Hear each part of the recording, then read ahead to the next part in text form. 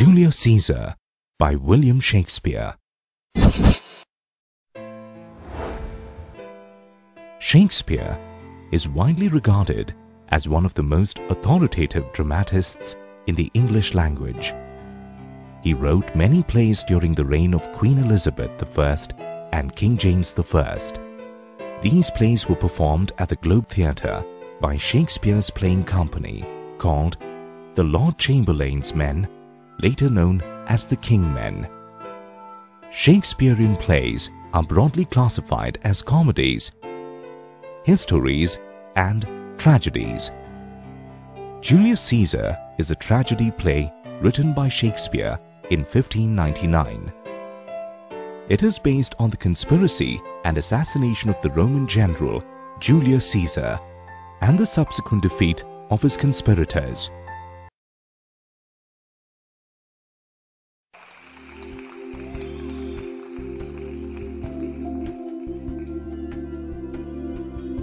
Let's understand the background of this play by looking at the Roman history.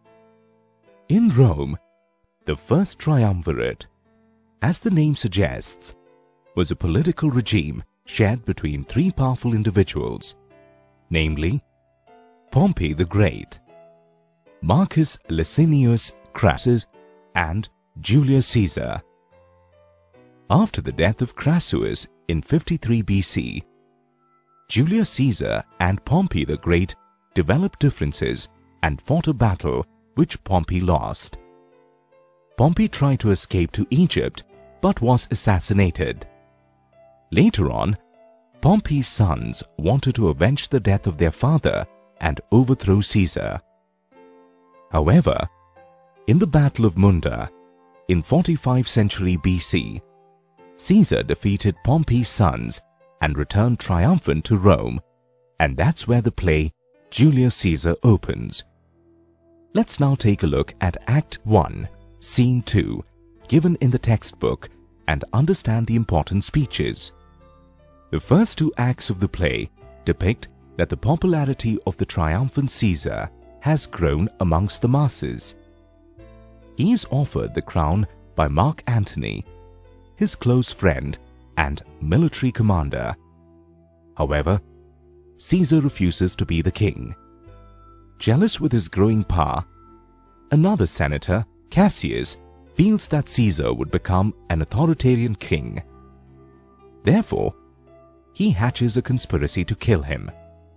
Cassius also involves Marcus Brutus, who is a very close friend of Caesar and a trusted Roman senator, in the plot. Being an idealist, Brutus maintains that authoritarian rule should not supersede the Roman Republic, so he joins the conspiracy to murder Caesar. The main characters in Act 1, Scene 2 are the Roman general Julius Caesar, his wife Calpurnia, and conspiring politicians Decius Brutus and Marcus Brutus. At the beginning of Act 1, Scene 2, we see Julius Caesar worried on a stormy night as his wife, Calpurnia, has gotten up screaming from her sleep 3 times.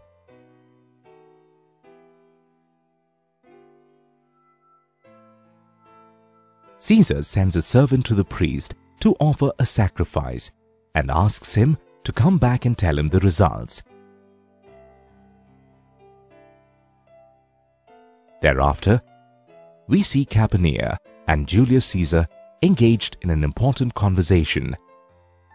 Let's listen to Calpurnia relating her nightmare. I have never believed in omens and forecasts. However, they frighten me today. Besides the many horrible events that we've seen and heard about, there's someone inside me who recounts even more awful sights. A lioness has given birth in the streets, and graves have opened up, throwing out the dead. I saw fierce warriors fighting on the clouds, in ranks and squadrons, and in an exact military formation. The blood of these soldiers was falling on the temple of Jupiter. The noise of the battle pierced through the air, Horses were neighing restlessly, and dying men were groaning in pain. There were ghosts shrieking about the city. "O Caesar, these images I saw were very unnatural, and I'm afraid." Calpurnia's speech brings out her fear and nervousness. Her nightmare also forebodes the ominous string of events that follow later on in the play. Caesar dismisses the doubts of Calpurnia and considers her predictions very general.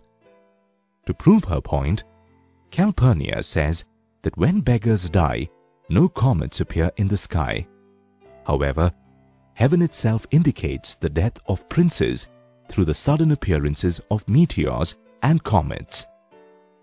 Calpurnia comes across as a loving and caring wife who wants to shield her husband from all evils. However, Caesar discards all signs and says, "Cowards die many deaths before they actually die. However, brave men taste death only once. Of all the strange things that I have heard, it is this fear of death that I find most strange. Death is the most certain eventuality, so it will come when it has to come."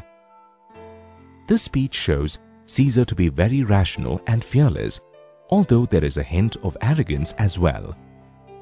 After Caesar's speech, the servant enters again and reports that the soothsayers have recommended Caesar to stay at home. He says that while examining the entrails of a sacrificed animal, the soothsayers were unable to find its heart, which is a bad omen. Still, Caesar views this as God's way of looking down upon cowardice and therefore decides to go out.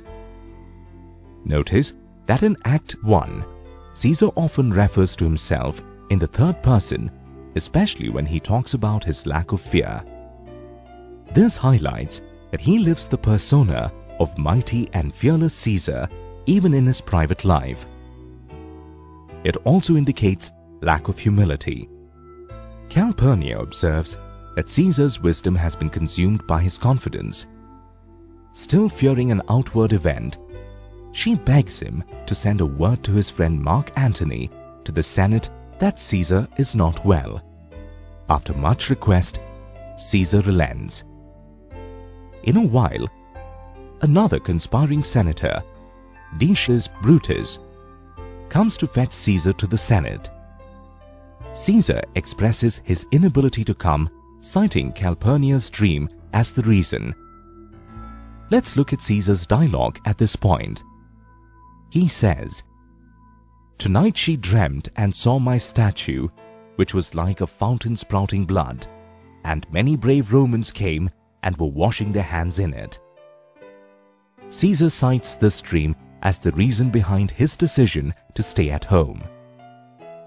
Decius Brutus disagrees with Calpurnia's interpretation and says that the dream signifies that Romans will gain lifeblood from the strength of Caesar.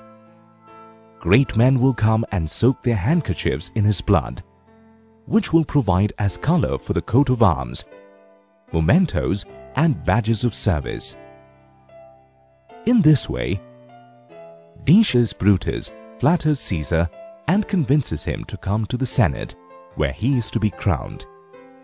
He thinks that if Caesar sends them a word that he will not come, the Senate members might change their mind. Decius effectively manipulates the situation by suggesting to Caesar that it may be the last time that he will be asked to become a king. Caesar quickly dismisses all fears of Calpurnia, calling them foolish, and decides to go. In his speech, Caesar comes across as very arrogant and eager to assume power. Soon, other senators and conspirators, including Publius, Marcus Brutus, Ligarius, Metellus, Casca, Trebonius, and Cinna, arrive at Caesar's palace.